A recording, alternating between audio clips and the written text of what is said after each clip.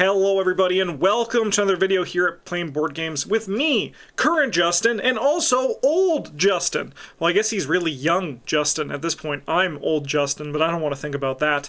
I hope you guys enjoyed our yearly Christmas tradition with the our ranking of the investigators, and I'm here to begin and continue a tradition that I've done on the channel for a little bit, but we're adding a little bit of an extra flair to it. So for the last few years, I've been doing Arkham Resolutions, which are kind of just like simple goals that I have for the year. I for the first time, I actually want to look back and kind of assess what I learned. Did I accomplish these resolutions? Well, and all that kind of stuff, and kind of just look back at the year of Arkham with these resolutions in mind. One thing I said in this video, which I'll link if I remember in the video description if you wanted to give me share my thoughts on my actual individual resolutions, but I don't really view resolutions as a pass-fail, right? I don't view a resolution, even outside of Arkham, even if I'm like making resolutions for myself for the year in general, I don't really look at resolutions as something that if I don't do, I failed the resolution. I look at them as rather learning experiences or something that I can potentially learn from or grow from, or if things have changed, which we're going to be talking about in this video for some of these past resolutions for 2025, why those things may have changed. So what I'm going to do is we're going to go through all the resolution. I'm not going to watch the video here. I'm going to go through it whenever these resolution slides appeared.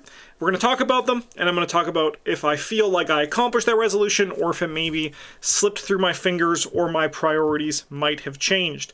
So we're going to go to the first one here, which is play less campaigns with a challenge run. If I remember correctly, this time last year, I was a little bit stressed out about the idea of doing too many challenge runs, especially in two-handed solo. I had a lot of challenge runs that were ultimately just a little bit too challenging, which sounds funny for the idea of a challenge run, but overall I started to have less fun playing Arkham because I was just trying out too many silly things as opposed to just putting a deck together and playing that deck. It was like, what if instead my deck had this sort of weird stipulation to it? And ultimately, I think it was an error for me to do that. So my goal, my resolution for 2025 was to do less challenge runs throughout the year when I was playing Arkham. And I think that this was a very successful resolution. This is why this was my first resolution, because I kind of wanted to make it a priority. And the idea was I needed to have more fun playing two-handed solo Arkham. Two-handed solo, if you haven't played it, is a very tough way to play Arkham when you do it to the extent of and the amount that I do it. I play a lot of Arkham. And playing a lot of two-handed solo Arkham kind of caused me to start, how can I put this nicely, losing my frickin' mind. And I made it a priority to just start playing regular runs, which were just, I built decks without any sort of restrictions, and it was very fun playing two-handed solo during the year. However, with that said, that does not mean I gave up on challenge runs completely. Me and Daniel did a bunch of challenge runs together, and then also Current was announced within 2025. Back in 2024, when I made my resolution video, we had no frickin' idea what Current was, and it's one of those things where Current in itself is kind of a challenge run compared to Legacy. I know it's more of a format, but I did do some Current runs, and those were fun. They kind of like skirted the line of playing with a challenge run versus playing a free collection, which I really, really enjoyed. But there are going to be less challenge runs again in 2026, but there will still be challenge runs, but it's highly unlikely to see me doing them in two-handed solo, just because they're more fun to kind of just be miserable with another player. Case in point, you should check out the Initials challenge that Daniel and I are doing on his channel, Quick Learner. It's a challenge run that is very challenging, and if I was doing it two-handed solo, I would probably have to punch my ticket and stop making Arkham content forever. But it's a lot more fun playing it with someone else, so that was kind of the focus for this.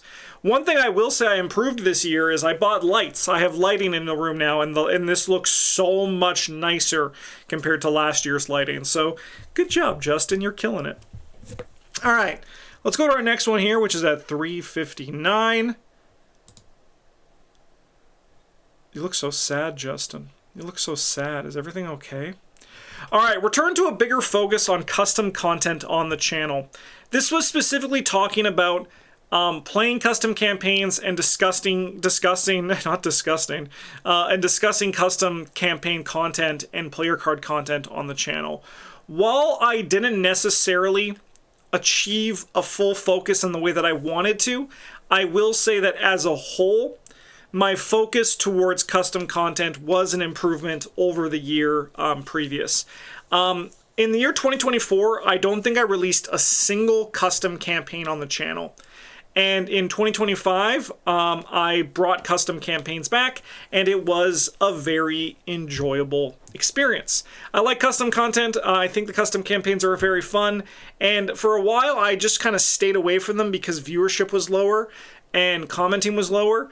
But something that we're going to touch on later in this video itself, I've kind of started to free myself from the idea of focusing so much on the comments or the views, and I started to kind of return to the idea of what did I want to make for Arkham content, and this was kind of coming back to custom content. And that's where like the idea of this was, am I making this content just for the viewers? Because I'm a big believer that if I make content just for the viewers, I'm not going to enjoy making the content, and in turn, the viewers aren't going to enjoy making the content. So instead, my thought process that I kind of returned to in the latter half of 2025, which was I should make content that I like to make, I should make content that makes me happy, and I shouldn't stress so much about views and engagement and stuff like that, and I should just have fun. There was a catalyst that spurred this on that we're going to get to later in this resolution video, but I don't want to get ahead of myself too much right there. But I think as a whole, returning to custom gameplay content through campaigns, Beard and I are doing some of that with our own designs, as well as playing through his custom campaigns. I want to bring some more two-handed, some two-player custom campaigns to the channel. Travis, Britt, and I are going to be running Dark Matter very soon. And I really want to do Bloodborne, but I tried to do Bloodborne two-handed solo, and while I really enjoyed the scenarios, they were very overwhelming for my feeble brain. So I'm still trying to get another person to play them with me. So, if you want to play Bloodborne with me, let me know in the comments. All right. But yeah, overall, I think this was a successful resolution. We're now going to jump to 557, which is actually finish the custom campaign I've been designing. This one was a total whiff. I made some progress on my custom campaign, and I was having a lot of fun doing it, but around April, May, June of 2025, Beard and I decided to start making custom player cards together. What started as a video series of just taking a piece of art and designing the card for that art turned into, hey, we should make a video showing the process of designing an investigator from scratch. That then turned into, hey, what if we made 5 investigators? And then, hey, what if we made some player cards to go with those investigators? And then it was like, hey, but what if we made like the other half of this investigator cycle? And then it turned into, yeah, but what if we made the entire cycle of all the investigators totaling to a total of 30 investigators over 6 player card sets? And one thing I learned from designing cards with Beard is that the two of us really don't like to say no to a big idea. And yeah, we're currently in the process. We're just starting, we're finishing the final designs and play testing on our first set and doing initial designs on our second set. And through this process, I realized that while I had fun designing scenarios in like this custom campaign, and I do hope to poke at it and return to it in time, but I have so much more fun designing player cards. It works so much more for my brain, and it tickles, like, it tickles such an enjoyment in me that the custom campaigns and scenarios just weren't tickling. I realized that I was designing these campaigns because I felt like I had to, as opposed to designing the player cards because I wanted to, right? Like I was just like, I was shy. It just felt like the right thing to be doing. And it was very fun to solve all these puzzles and design all these player cards and try to make them work and interesting. And it basically just destroyed this resolution. I wanted to, at the start of this year, in good faith, to finish this campaign. However, I ultimately put it to the wayside when I realized that maybe scenario design ultimately isn't for me, and the player card is where it's at. And you should check out, we have some design diaries on the channel of us designing these cards. Again, if I remember, I'll link them in the video description. I should really I actually already forgot what, oh yes, the resolution video and then the design docs. I'm gonna write it down. But yeah, you should check them out. It's my goal, and that's also like why we're playtesting. Beard and I are working hard to make them feel like they actually are like official player cards. So it's going to feel like an unofficial player card cycle, and that's why our playtesting has been, we've been playtesting I think since September. And we're about like maybe like 37% finalized. But it's been a very fun process. And while I'm not saying I'm never going to finish this custom campaign, because I know a lot of people liked my design diaries and really liked what was happening there, I think that ultimately it is currently on an indefinite hiatus because player cards are just, to me, so much more fun. All right.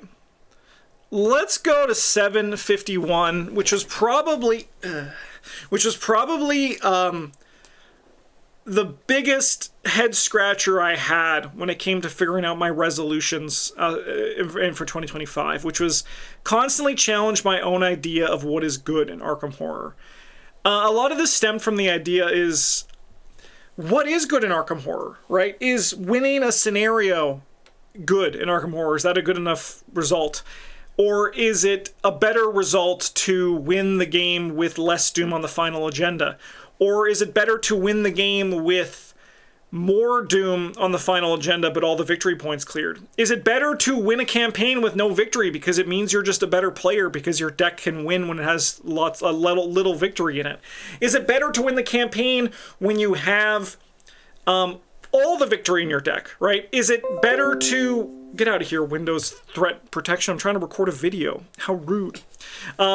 Is it better to... Is it better to win the campaign by winning every scenario, or is it just a fair win if you win the campaign but you also lost every scenario before it?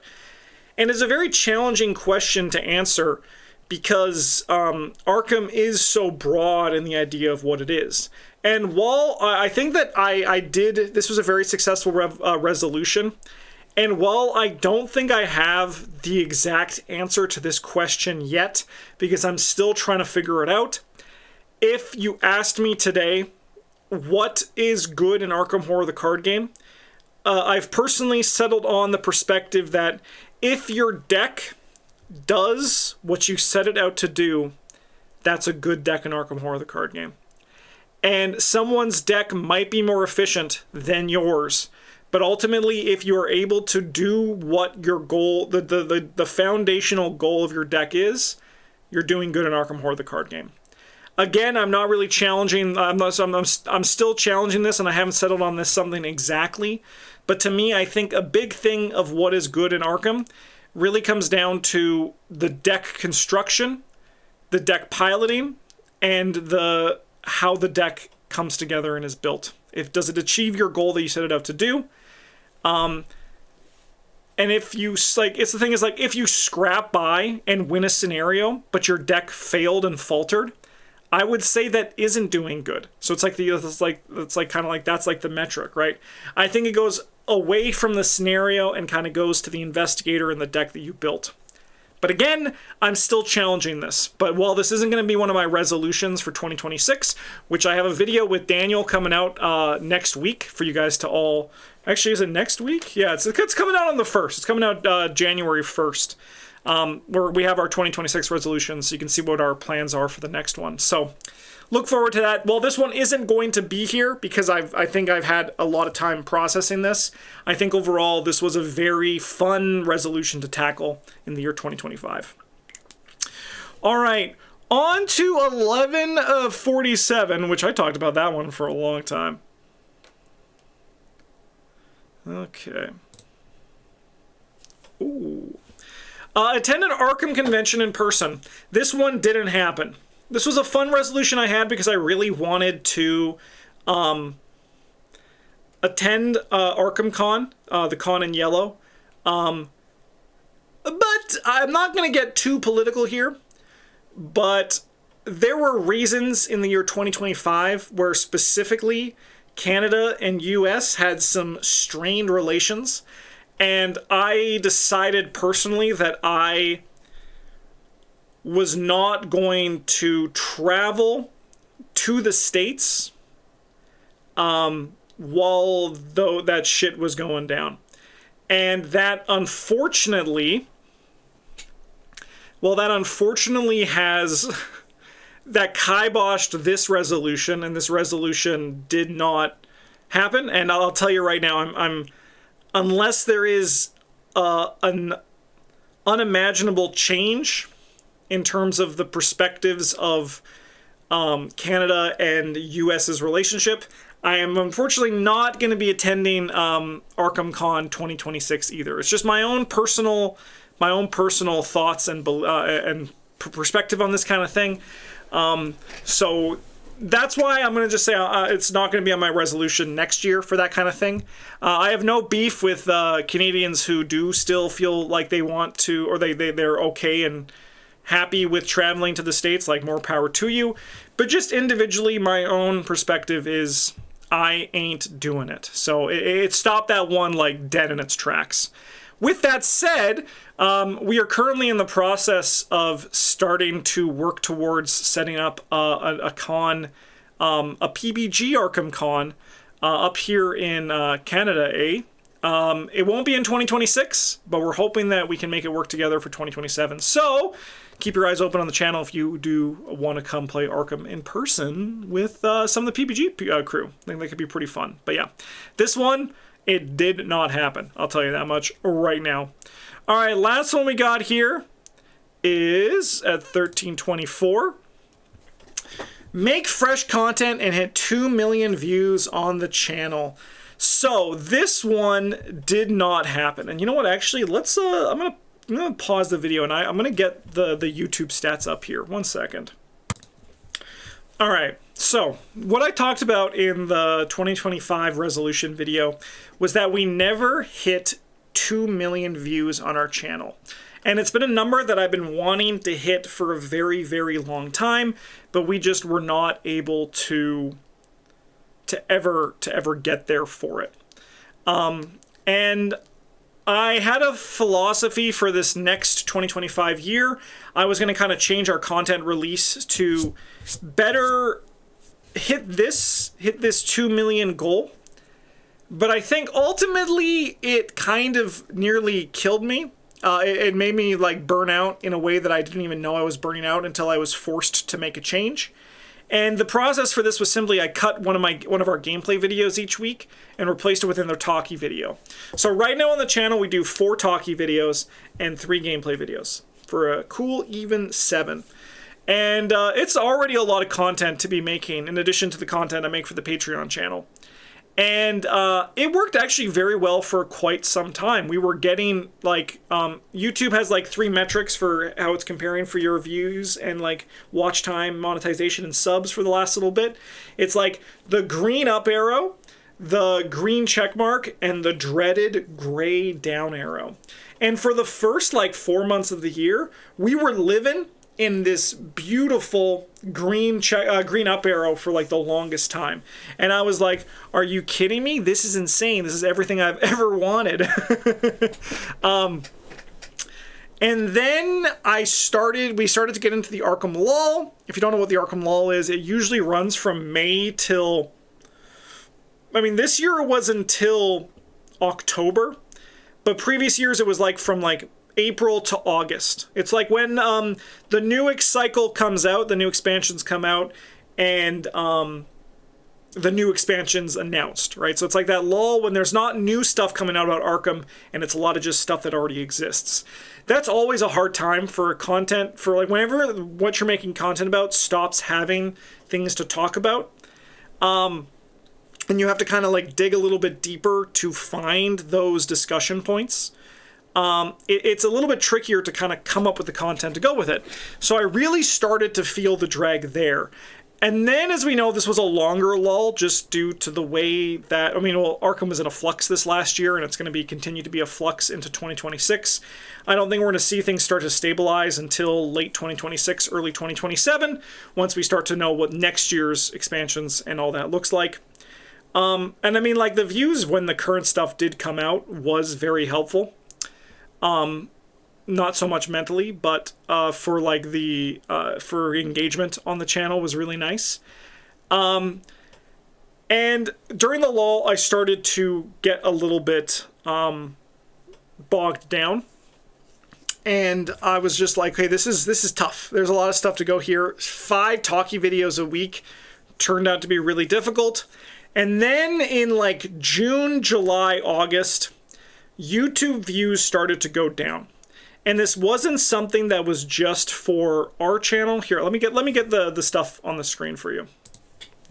All right, so look, we got 1.8 million. So this is a good amount of views that we got over the year. I'm just hiding the estimated revenue because that's apparently something that I'm not allowed to share.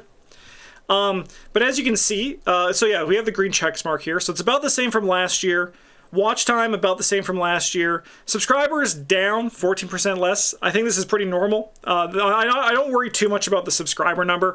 Realistically, subscribers are a nice thing to talk about on YouTube, but they don't really mean too much. But as you can kind of see here, yeah, it was like August. Yeah, so this time right here, right? Like this drop that was in like July into September, right? And then at the end of October, we get the explosion from the new release, which also I think was our highest viewed day that we ever had on the channel. But what happened here was just that this kind of sucked the soul out of me. But luckily, I mean, not luckily, but this was actually pretty common for a lot of YouTube channels. This is something that Daniel and I actually talked about. It happened to his channel too. I also heard it happen to some of the big YouTubers as well. It was actually just a pretty common drop. And there were a lot of theories about why this happened. People blamed an algorithm change. People blamed YouTube changing how views were counted. But ultimately, what matters is that when these changes happen on YouTube, you kind of just have to move forward. So I'm not going to blame us not hitting, like us not getting this... don't mind this. Us not getting the resolution that we wanted to hit in this last year. But instead, I think that this was... I'm kind of giving some context and on like the meta side of things for why this 2 million wasn't hit. And I think part of it was twofold, right? Like I do believe that I had an idea for how to make content that unfortunately was too ambitious and led to too much burnout. And I will actually say that when I went back to 3 gameplay videos a week, it became a lot less stressful to make content for the channel.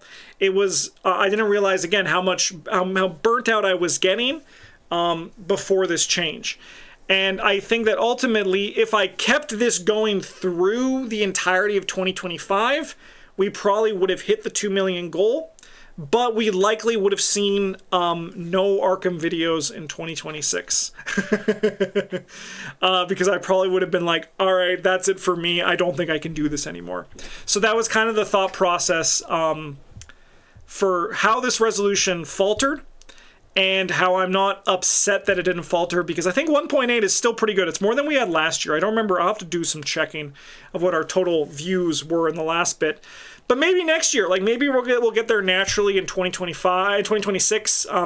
New players are going to be coming into the core set. Travis and I have already talked about revisiting some new player guides and also some of our how to win videos with some new context in mind. So there's a lot of cool stuff we have planned for 2026. And while I'm not... well, I would have liked to hit the 2 million resolution here. I'm not upset that it did not happen. All right. There he is. Lovable Justin in all of his blurry glory. Okay. I hope you enjoyed this. This was my first time doing anything like this, and this is kind of a meta video where it's less about Arkham Horror the game and more about PBG as the channel. I know that occasionally people do like this stuff, so please let me know in the comments if you did like this perspective. It's fun for me to kind of talk about this and like the decisions for why I do things for the channel, why I do things for myself. It is fun to share that with you guys, so if you do like it, I do like doing it. And as I mentioned, you can look forward to the video of me and Daniel talking about our 2026 resolutions coming out on Thursday, January 1st, 2026. I can't believe another year is gone and that I made 365 Arkham videos. That always blows my mind when that happens. But in the meantime, thanks so much for watching. If you want to support the channel, like, comment, especially if you like these kind of meta videos. Subscribe if you haven't subscribed. And also, if you want to go above and beyond, you can join our Patreon. Lowest tier starts at $3 American a month. If you want to sub for the whole year, you get 2 months free for all the pledge levels. So yeah, something to consider. In the meantime, thanks for watching. Have a good one. And as always, a GG's.